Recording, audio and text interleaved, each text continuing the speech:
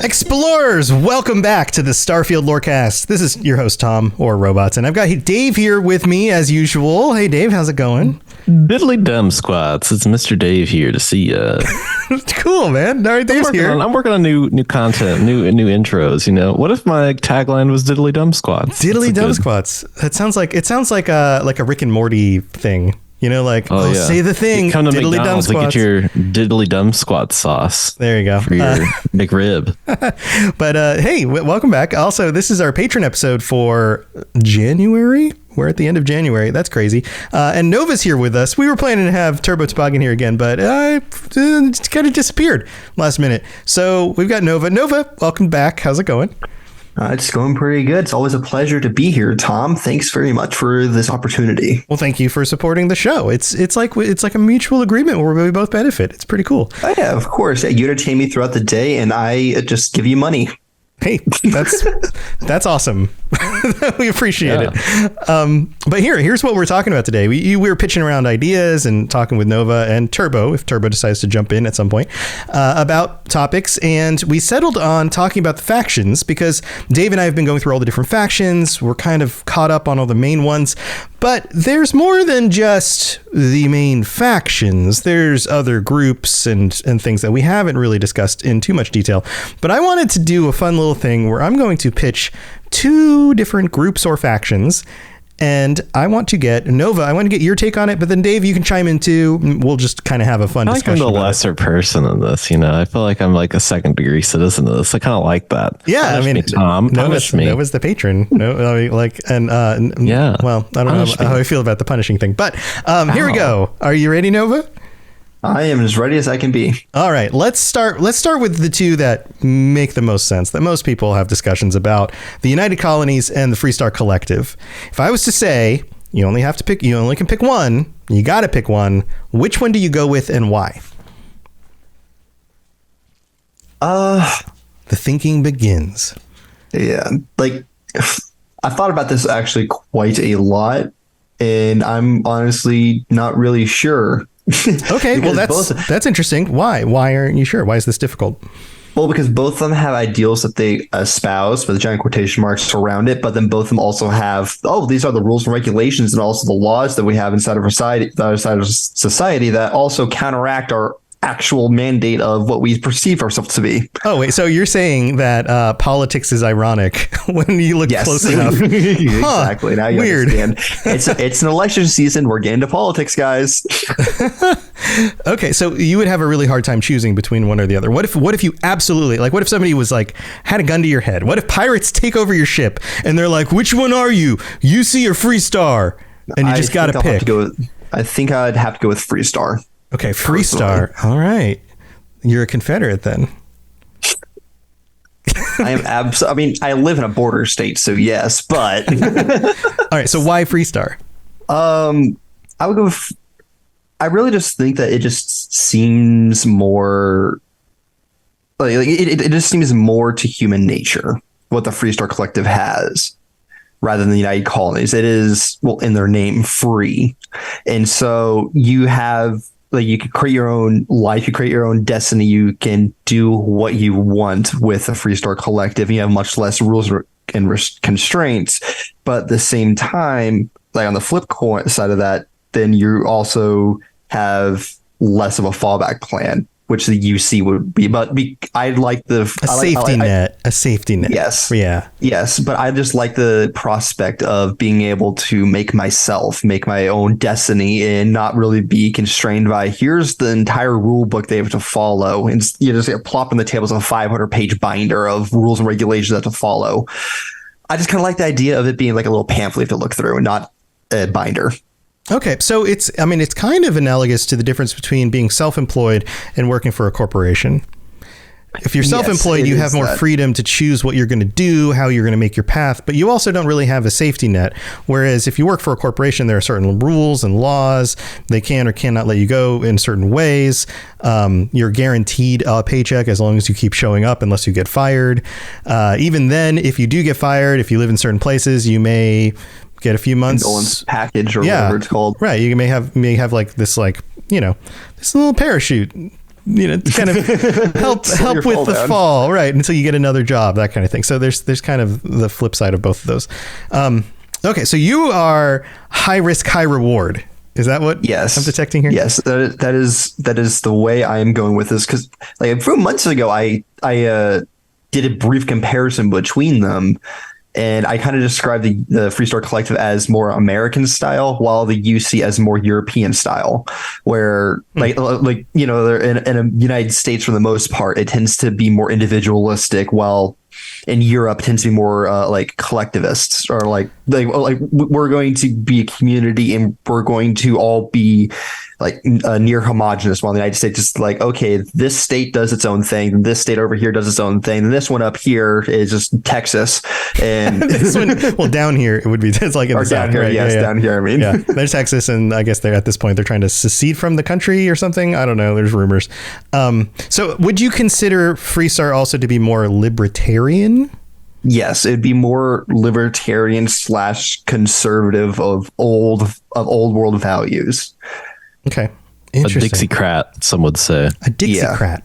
Yeah. Okay. All right. Yeah. So let's continue down this path. So they're like, all right, what are you? And you're like, I'm Freestar. Where do you settle?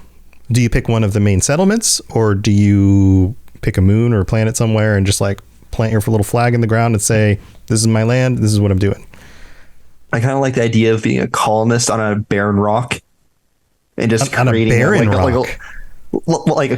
creating a homestead or on a uninhabited planet.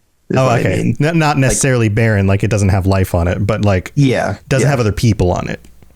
Yeah, just like, oh, this is newest moon or planet over here that was just discovered, or we discovered a long time ago, but no one's ever been to it. I'll take it. Thank you. That's mine. I'll go there right now. This is it's called Nova Planet now. It's Nova Planet. I am King Nova of my planet. Novopolis. Novopolis population 1. Has a little his little marquee sign. He goes, just 1. Yeah, there's like a chalkboard. This is population at the top, and you just put like one little all right, Dave, what would you choose? Yeah, I don't know what Nova's smoking over here, but we're going United Colonies all the way. Here's the thing. Let's be honest with ourselves. Let's all have an honest moment to like really ground ourselves. If we were to live in the Starfield universe, what would you be doing? Probably, if I'd be selling chunks.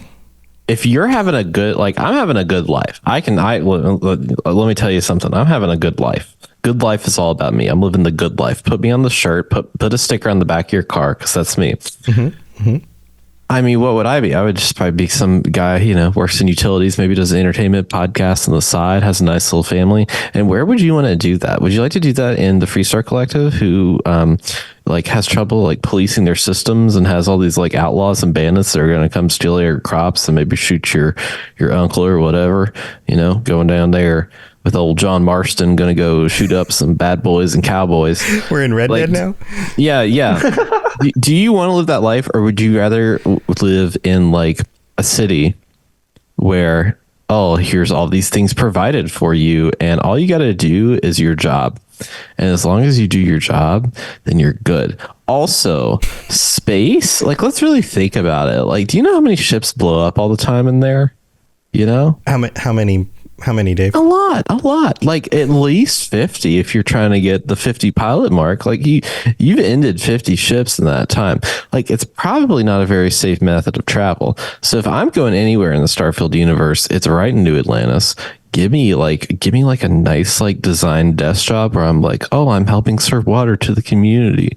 Mm-hmm. Give me something I don't know. Maybe I'm just zen and my goals are pretty low set, but I'm not gonna be the guy that's out there, trying to start up I'm not a bootstraps kind of guy. I'm let's consider some safety, and also a side of communism, because that seems like a side of communism that adds a little bit extra flavor. It's extra seasoning on top. Yeah, and it's like, okay, yeah, I don't really get to do exactly what I don't get to go and settle these planets, or, I don't know, maybe I'm not like a first-rate citizen, much like this podcast right now. I'm not a first-rate citizen, but I'm pretty happy being second-rate. Punish me, UC. What? Punish me. Wait, the podcast is a second-rate? Yeah, like I said, I was a second-rate person. Punish me, Tom. Punish me. Oh God, man, this episode's going in weird ways, weird directions. Yeah. All right. So you're living that comfy life.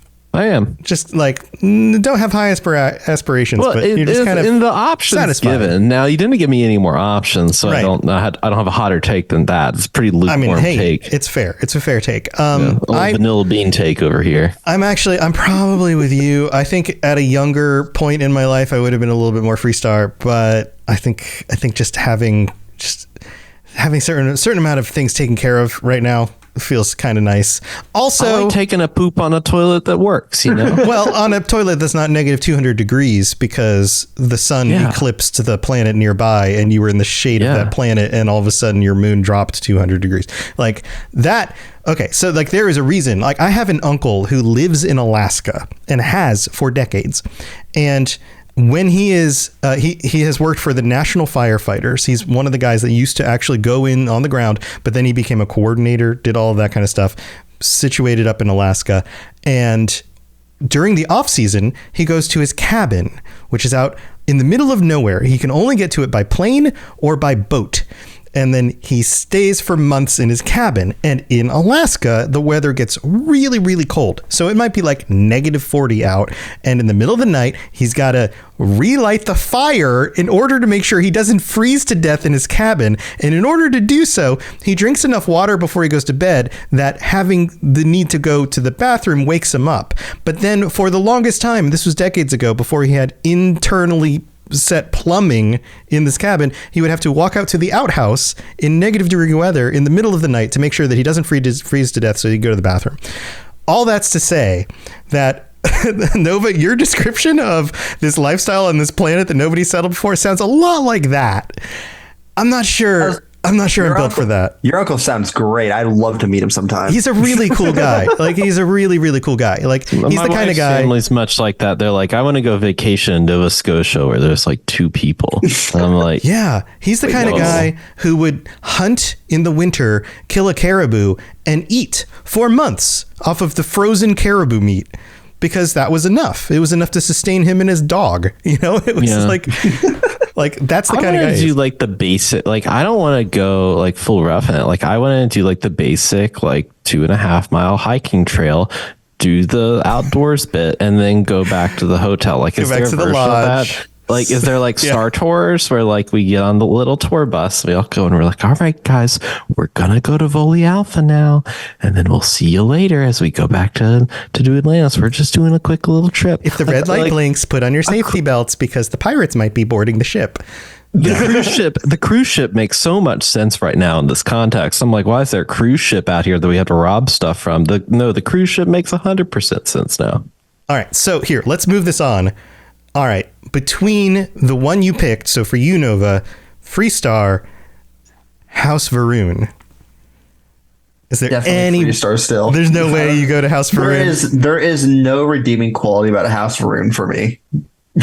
Because they're like religious zealots, and you don't even know what their lifestyle's like, where they live. Only little bits of rumors that you picked up from people, like that kind of thing. Basically, I'm not giving up my life out on my own little moon to become a Mennonite, essentially. Mennonite. Okay. All right. What about you, Dave? House Varun? I mean, in my heart of hearts, it's still United Colonies. But here's what I will say. Here, like that would be if the toss-up was Freestar or House Varun. It's a tough one because one would be, okay, you're just like out here roughing it. But the other one, like maybe they know some really good stuff, Like what maybe they got it figured out. If somebody really had it figured out, like I would want to know, like I would make some sacrifices to know what it takes to, if somebody had it like figured out. Right. What if the secrets to the universe, they actually have them? Like they seem to think they have them, right? But They might. Like, so the question is, would I rather live in Alaska in a hut or be a part of a cult? I guess the answer would be a cult. Don't drink the punch, Dave. Wow. Doing my best. All of these wonderful things are coming to light, and this is amazing. Well, it's like House Faroon just seems like it's like half of their people are like, to put it in the best light, or essentially like religious zealots who are going to go on a crusade to attempt to turn other people into their own, like, to incorporate them into their religion or execute them on sight. Right. There is no other route with them other than that. And so I'm not going to sit here and be like, oh yeah, that just seems perfectly normal to me. I'm just going to, I'm going to be on my colony ship or wherever they are and just eventually going to get selected for, okay, it's your time to go on mirror season, buddy. Have fun. Here's your rifle and your armor. Yeah, that is a tough life. It is a tough life. Yeah. I like that they have a Rumspringa. I think that's kind of fun. What? Yeah, the Amish do for like when you're. Oh yeah. When you're Rumspringa. Yeah. This is like some. I'm on my Pennsylvania stuff now, boys. Get on my Rumspringa. Get out there, Amish country. Go out there and dance with the girl at a bar. You know what I mean?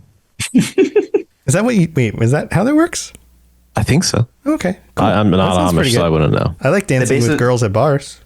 They basically just throw the Amish kids once they turn 18 out into the world and see if they, okay, go survive. See how you like it out there. If you don't like it, come back here and mom will coddle you.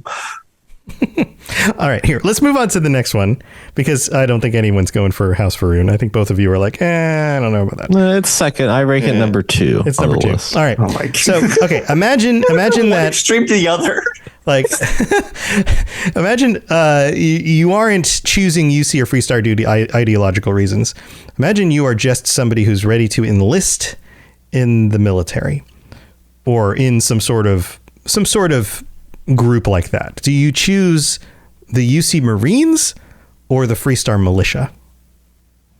Which one? I would have to say the UC Marines for that. Interesting. So you go with UC for that. Why the Marines instead of the militia?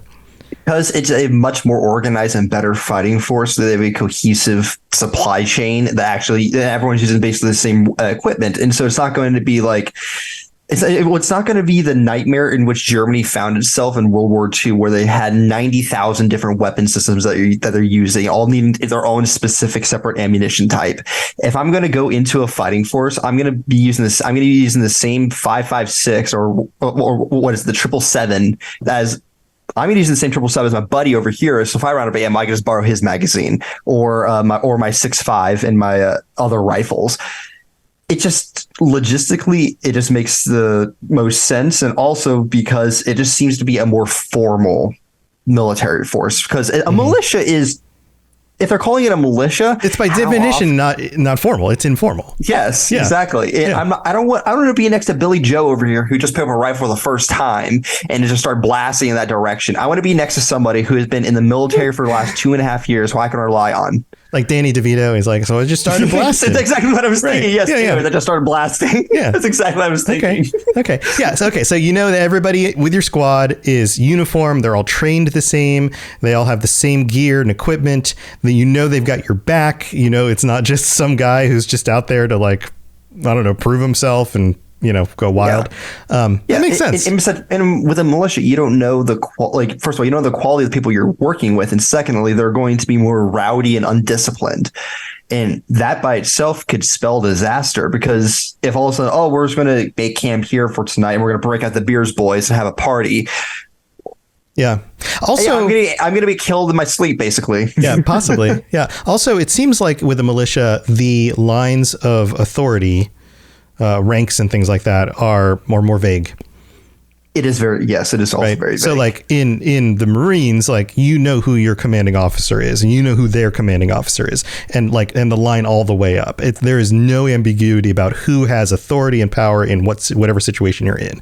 Right. But with the militia, you might be combining different groups. There's going to be, well, I've served for 30 years or, you know, like, well, yeah, but I'm the best shot in the group or whatever. There's going to be, it's not formal, like you're saying, right? Yeah. And not to mention also, it's the Marines. Like, whenever you hear the word Marines, you're like, oh, those are the toughest son of a bitches around.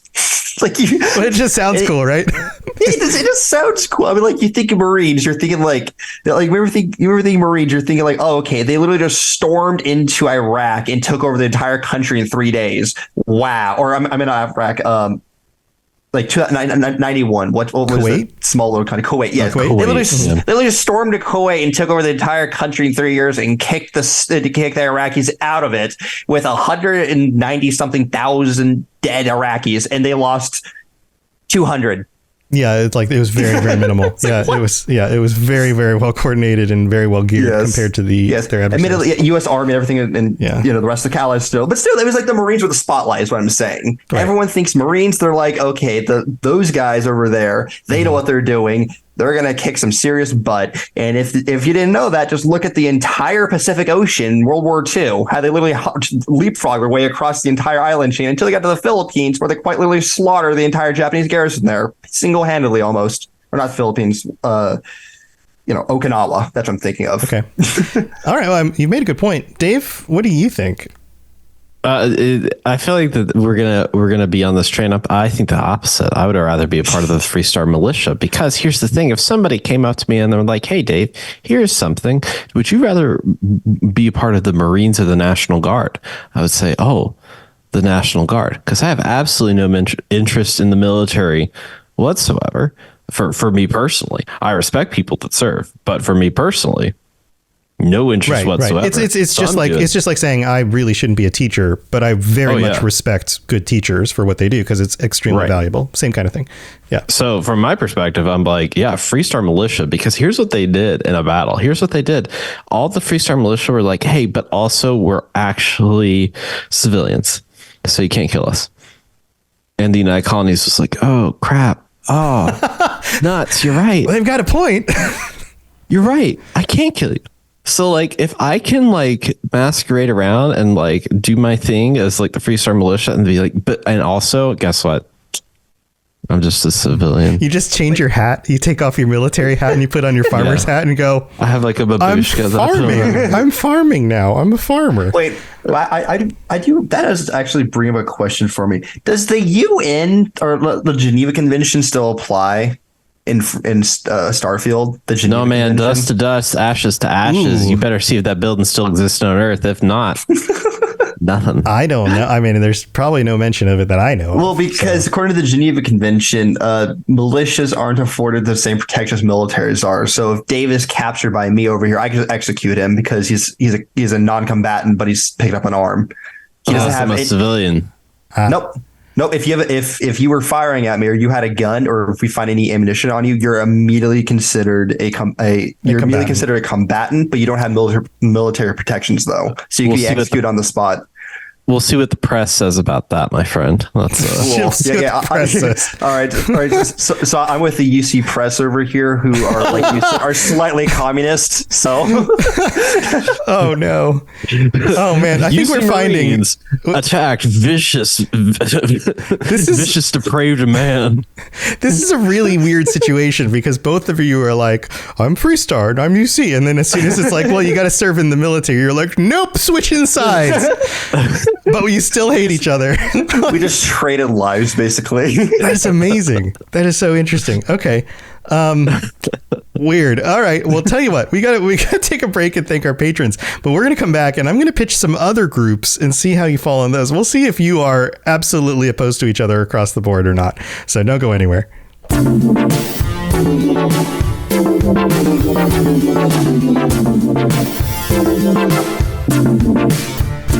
All right, here we are in the middle of the show. Thank you so much for your support, Nova, and to all of our other patrons. Thanks for being here and supporting the show and making this possible. Also, if you would like to check out the Patreon, patreon.com/StarfieldLorecast is the place you can go do it. And you can sign up and get early episodes, ad-free episodes, t-shirts, stickers, join us on future chats, all sorts of stuff. And you could be like our Space Lord, Commander Marcus Shepard, who gets a shout out every week. So thank you so much, Commander Marcus Shepard. And Nova, thanks for your support as well. Also, other ways to help out the show would include things like leaving a 5-star review on Apple Podcasts. That's how you can get your words on the show, like FC7 from the United States, who wrote, this one's real quick and easy. Love it. 5 stars. Love the podcast. The best Starfield podcast out there. Well, thanks so much, FC7. Also, you can rate the show on Spotify and whatever other podcast you're listening to this on. You can check us out on YouTube, on the Robots Radio YouTube channel. You can see our wonderfully lovely faces, and share it with your friends and things like that. All of that stuff helps. So thanks for being here. All right, let's move on with the rest of the show.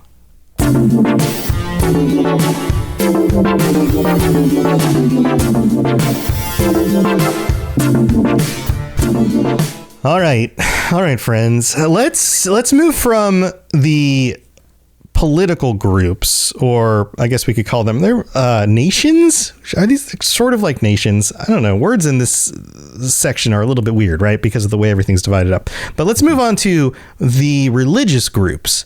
So there's the Enlightened. Just a reminder for everybody. The Enlightened, they are organized atheists who profess humanist values. There's Sanctum Universum, who are extremely religious and are kind of the opposite of that. They believe that there's a greater being behind everything, and it brings everyone together. And then there's the Great Serpent, who worship a great deity that they call the Great Serpent, whatever that means. I'm sure there's a lot of symbolism in there, but I'm sure some of their followers think that there's a literal Great Serpent out there somewhere. So, which of these three would you pick, Nova? Which do you side with? Probably the Sanctum Universum, if I'm being honest. Okay, so the religious faction, they are not aligned with any previous Earth religions. They're kind of their own thing, but they believe that there's like this greater will. There's like a godlike being that's overseeing the universe, that's bringing us all and humanity towards this future, and specifically into space and all of that, right? Yeah. Okay. So why them as opposed to the other two? Well, because I don't know, just more comforting, I guess, thinking that there's a greater purpose to life rather than be born, eat, sleep, grow up, die. It just feels like it is a greater, like, just more comforting feeling if you do have a God-given purpose to be in this universe, rather than just you're born. Congratulations, your dad's sperm cell burrows way into your mother's egg cell, and you became a person. Congratulations. Here is your here's your life suffering. Remember, death and taxes are always inevitable. Right, it just feels kind of empty in that way. And even though there's no guarantees that there is any greater purpose, just having that a reassurance, or at least that thought in your head, would make it, at least in my eyes, it makes it just a more tolerable existence. And then you also have a goal in which to further yourself and others. It's not just being selfish. It's okay if I if I'm nice, and if I'm kind, if I'm courteous to other people, then I might be rewarded later on once I die. Right. So it kind of just gives people meaning. Right. So would it be fair to say that the emotional benefit of finding meaning in a deity and the purpose of your faith is more important to you than the collection of facts and what the facts might actually point to? And I'm not trying to. What I mean by facts is the things of religious importance are almost always in the realm of belief and not in observable fact, for the most part. No, I hold those separately, and so there are immeasurabilities in the universe. And sometimes they're just things that it's just better to take at face value, or rather to take the stories rather than actually dive into it, because like I said before, it makes other people, it makes yourself more. It feels more comforting to just have this belief and mindset that you might be rewarded in the afterlife. You might, or if there is an afterlife, that life itself is not empty. Is kind of what I'm saying. So like facts, logic, and reason, I'm completely all about. Right, but even if most of the facts point towards ambiguity when it comes to the case of a deity or an afterlife. Oh yeah. So even though the facts don't necessarily conform or deny that, you would still go with it because of the personal comfort of that belief. Is that what you're saying? It's more just, yeah, that is basically what I'm saying. Yeah, it is that you just you had to take these good stories, and that kind of just molds a morality around yourself, because you almost take the story, like, even though they're probably not factual. I'm gonna be flat out. They're probably not factual. They're curated in a way to make you a better person, at least in the eyes of the person who created the religion or who spoke of this is the way to go. It's just a morality basis, essentially, is what I'm saying. Okay. All right. Dave, what do you think? So it's like in the setting of the game. Let me kind of go through my line. Yeah. And I think that's a good idea. Let's try to keep this in the scope of the setting of the game, like what we know about these faiths in the game. Yeah, that's how I choose my words very carefully. Right. Because this, it's very easy to say like, oh, well, this is analogous to being one of our real world religions or being a real world atheist or whatever. But really, this is in the setting of the game and what we know from Starfield, right? And in Starfield, there's mystery surrounding the vast unknown and deities and those kinds of things. We don't really know. Like you were making a point, Nova. There's stories about those things, but the science just shows that there's just science. There's just stuff out there, and the things that are testable, and anything beyond that is speculation and belief, which is why it's the realm of religion, right? So what are you thinking, Dave? Yeah, like, I'm fall more on the enlightened side personally, but if if new facts are presented, I'm going to be like, okay, well, that's interesting. Like space artifacts that maybe send you through time and make you have like visions of other stuff. And all of a sudden you can like shoot fire out of your hand. I'm going to be like, yeah, so that changes things. So maybe the world is more magical than I thought it was. Right. And right. So like when that stuff is out there and that's connected to the universalist sanctum or whatever, like that's based on like the pilgrim and a lot of that stuff that you learn in the main quest of the game of kind of like, how the pilgrim kind of helped found that, of saying, okay, well, I know that there's this unity out here, so I'm going to make this big religion in terms of seeking that. Like, to me, that feels like the place to be, because that's a goal. I feel like the enlightened are kind of, in this universe, kind of like a fragment of Earth that's still kind of hanging out. The Great Serpent, I would be more down for the Great Serpent. I'd be down to like really snake it up if some snake boys showed up on my door and gave me some snake materials. Right now, I don't have a lot of snake materials because, number one, snake materials, snake books, contraband. A snake track, game. A little track that they had you, and it's like got 4 pages on it, and it's the story of the great snake. And sacrifices the great snake made. Yeah. And like give me some idea of like what kind of snake powers I would have. Like, can you be as good as like artifact powers? Can snake powers be as good? Like that's also my thing. So I'm not counting them out. I'm probably counting the enlightened out. I'm not counting Varun out, but like in the game as it is today, I would actually agree with Nova. The universal sanctum, I think, would be the place that I would go to, just based on the powers you could get. Okay. What if a religion gave you superpowers? And well, it's connected to the unity. We're on one team at least. Well, yeah. I mean, you don't know what side I've picked yet. I have to play like as the host. I have to play both sides. I have to challenge the position in order to make sure that you're firm in it. And like, what is this, a podcast? That's how that works, right? What are we doing, debating? So jeez. With Universum, Sanctum Universum, we know the unity is real. We know that the pilgrim was a real person. Like we come to this knowledge, right? A lot of the people in the group, they're just believing on faith, but we've played through the story. We understand that stuff actually is real things. I think what we will probably find if they ever expand the story enough is that the Great Serpent and Sanctum Universum are actually talking about related things that all have something to do with the Unity in some way. The Enlightened are the ones who are different from those two in the fact that they're basically atheists or agnostics, right? They're like, well, this is what we do know, so let's focus on humanity and the evidence that we do know. And most of the time I side with that.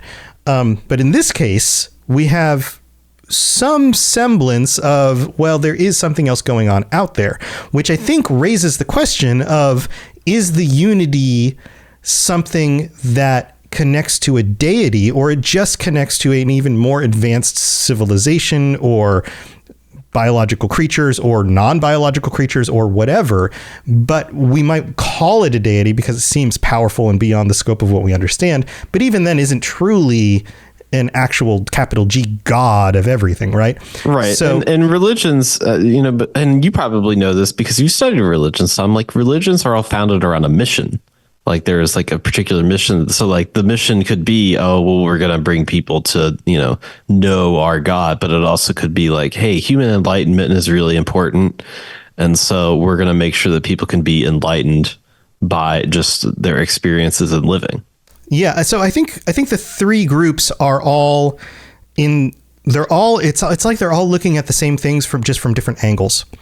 So it's the analogy of the elephant and the blind people, right? The one blind person touches the elephant's leg and is like, oh, it's a tree. And the other person touches the tail and they're like, no, it's a rope. And the other person touches the trunk and they're like, oh, it's a snake. But they're really describing different parts of the same thing. And I think maybe that's what's actually happening here. And that's just, again, we don't know a ton about all three of these groups yet. But my guess is that the Enlightened are the ones going, well, we really don't have any facts. So let's just go with the things that we do know. And Sanctum and the Serpent are describing something that we know as the Unity, which just creates more mystery because we don't know where that came from yet or who created it. Was it something that was divinely created? Is it a natural part of the nature of space and time that God, capital G, God created and put there? Or was it from another group? I don't know. So in the case of not knowing any of that stuff, it makes it very hard to choose. I think if I go through each one, I'm not a big fan of Sanctum Universum and going through the worship and the theatrics of capital R religion in order to worship something that I don't truly really have a sense of understanding. I think Great Serpent probably has the same kind of thing going for it, so I'm probably more in line with the Enlightened. But I think there is value in those two other groups because they are describing something that is fundamentally real. So it's tricky. If that's an answer, did that make any sense? He's different from us. Get him. I mean, it sounds like you just don't want superpowers, and that's fine. You don't have to be a superhero. You can just be a regular guy. Well, there's no guarantee for superpowers just because you believe a certain belief. I mean, I'm going to be really good at my religion, Tom. This is my fantasy. I mean, if I'm gonna invest my time and efforts, boy, howdy, I'm going to go out there and get an artifact that can replicate my whole body from another dimension briefly. Yeah, Dave's going to be over here like wearing robes and everything, look like an Ewok or an Ewok in robes. I'm not an Ewok, a Jedi? A Jawa. A Jawa. Like the little desert walking guys. around. Just walking around. I was like, do you know where any artifacts are at? Do you know any artifacts I can have, please? All right. Hey, so we're getting close to the end of the show. I know we've got like a hard stop coming up. I wanted to throw some other stuff out. Yeah. So are you ready for this? This is the real question. We've just done the preliminary stuff. This is the real question. Okay. Are you ready? Boom pop or chunks? Nova? Probably boom pop. Cool. Dave? I'm not even going to ask why.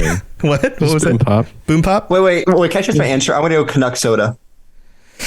Well, that was the next one. I was going to say, okay, Oh, boom pop or Canuck? Oh, I guess I answered for you. Canuck. I'm going Canuck over boom pop. Yeah. Dave? Boom pop, onomatopoeia. I love Batman 1969, you know? Yeah, but Canada, though. Come on. It's like the one surviving part of Canada in a video game. The only thing Canada's great at is making ketchup chips, and I'll leave it at that. I don't think I've ever had a ketchup chip. It's great. You should have it. That's It amazing. does not sound. It does not sound. I Good. had one. I had one when I went to Ottawa last year. It was just not ketchupy enough.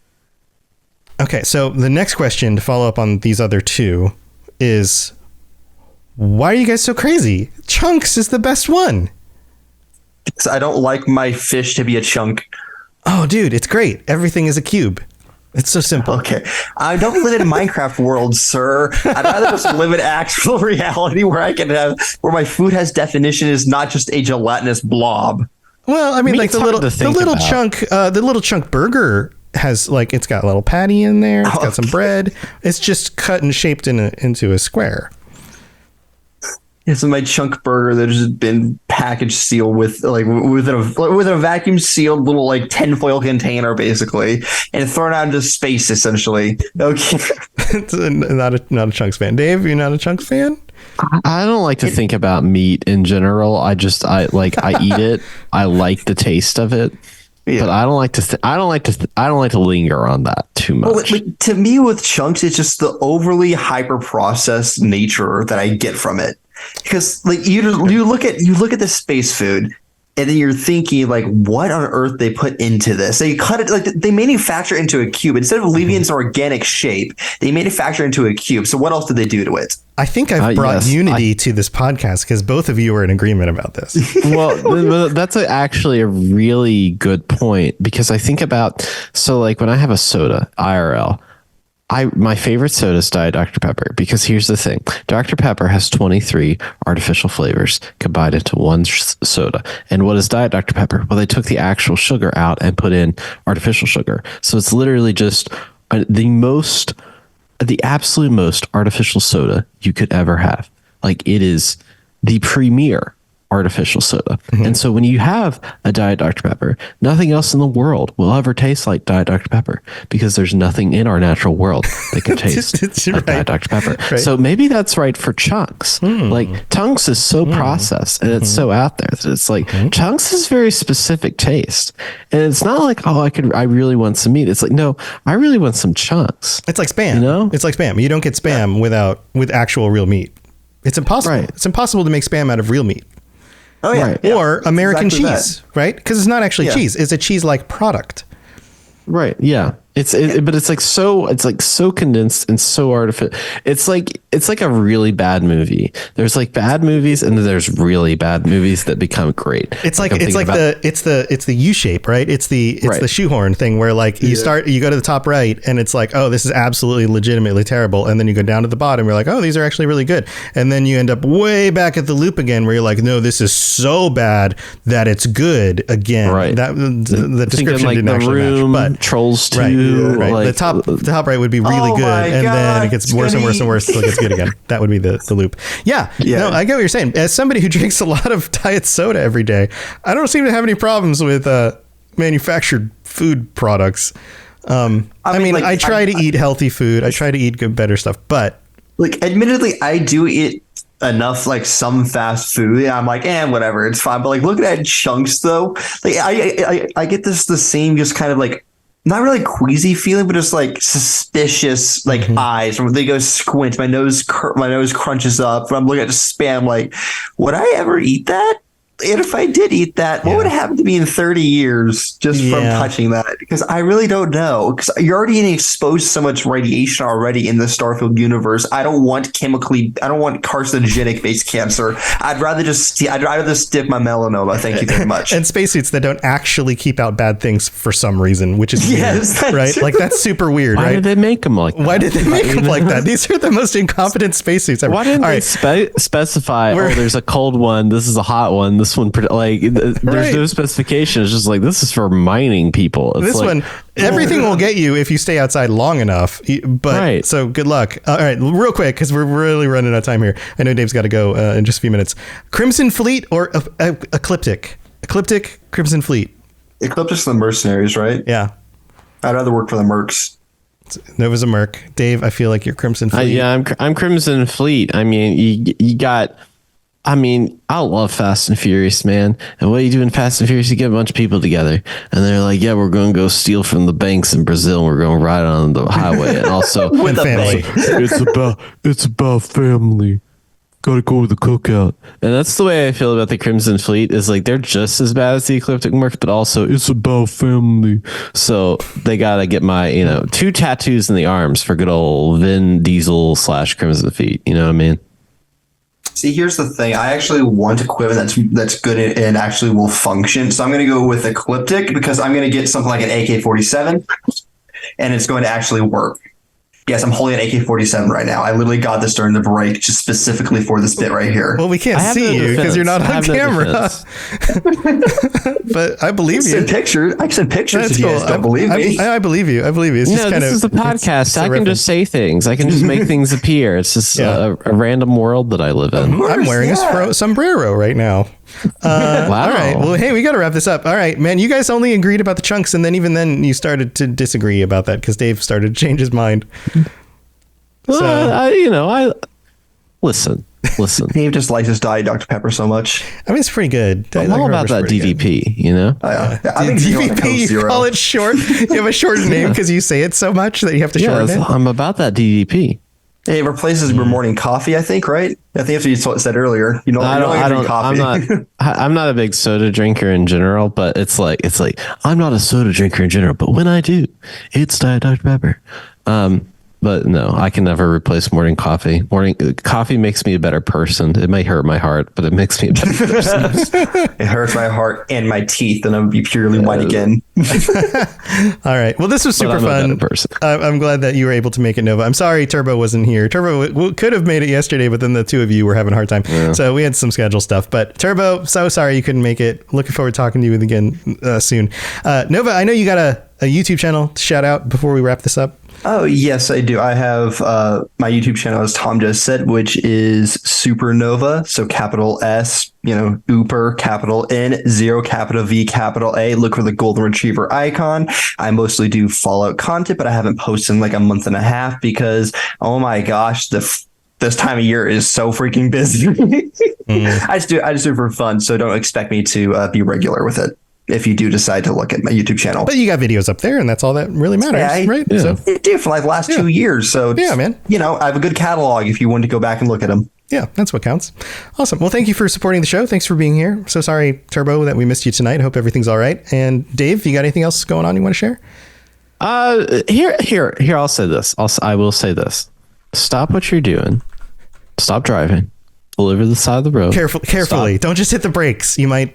No. Hit the brakes. Don't hit the brakes. Just very pull out carefully. Your phone and subscribe to Supernova. That's what I gotta say. Don't forget. He gave his nice spiel. He gave exactly what he's doing. Go subscribe to it. You should do it. That's my spiel. Thanks, Dave. Also, Dave does Rad Rolls. It's a fun podcast where they play. Fun. I talk about it every week, so go listen to another episode. My stuff. Robots Radio, and I did a bunch of stuff. Thanks for being here, everybody. We're gonna wrap this up. Have a wonderful week, and Dave and I will be back next week with another regular episode. And until then, stay safe out there and try not to eat too many chunks because I guess they're bad for you. Somebody's gonna write us letters about that. All right, see you all later.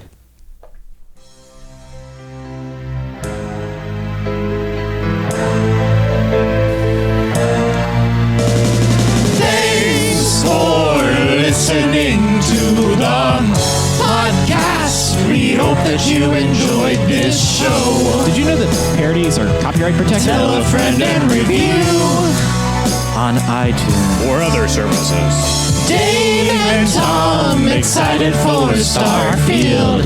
Let's all speculate and wear no shoes. Hey, why aren't we wearing any shoes? Because shoes rhymes with iTunes, and that's the best I could think of.